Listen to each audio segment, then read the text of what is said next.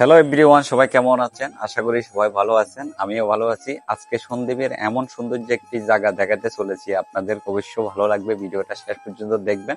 এটা হচ্ছে যে সন্দ্বীপের ইসলাম সাহেবের খামার বলা হয়। এখানে সারা সন্দ্বীপের মানুষ এখানে ঘুরতে আসে। অনেক সুন্দর একটি জায়গা। আর এখানে শত শত পুকুর রয়েছে। দেখুন জায়গার স্পটটা কত বড়, দেখছেন? প্রকৃতির যে একটা সৌন্দর্য, আপনাদেরকে বলি সন্দ্বীপ সৌন্দর্য সেরা।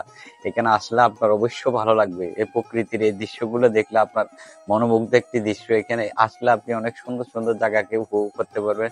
দেখুন গাছপালার কি একটা সৌন্দর্য দৃশ্য।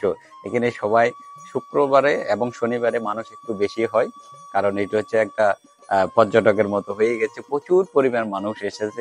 এসে এখানে আপনি চাইলে এখানে এই যে বোটও চড়তে পারবেন। অনেকগুলা বোট রেখেছে, তো এখানে সবাই আসে। অনেক ভালো লাগবে। আজকে বিকালটা এখানে কাটাইলাম।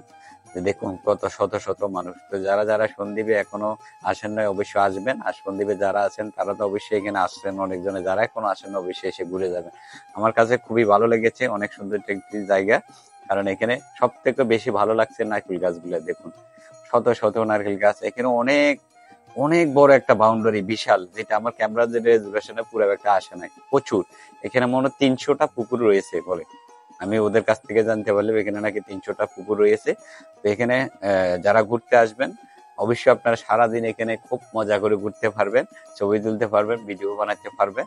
তো এখানে আবার কাউকে মানা করে ভিডিও, যারা বেশি অতিরিক্ত কিছু করতে চায় তাদেরকে হয়তো বারণ করে। এমনি আপনি আসলে ছবি তুলতে পারবেন, ভিডিও করতে পারবেন। আশা করি ভিডিওটা আপনাদের অনেক ভালো লেগেছে। ভালো লাগলে একটি শেয়ার করে দিবেন। সবাই এসে ঘুরে যাবেন। সবাই ভালো থাকবেন, সুস্থ থাকবেন। দেখা হবে অন্য কোনো ভিডিওতে। Bye bye.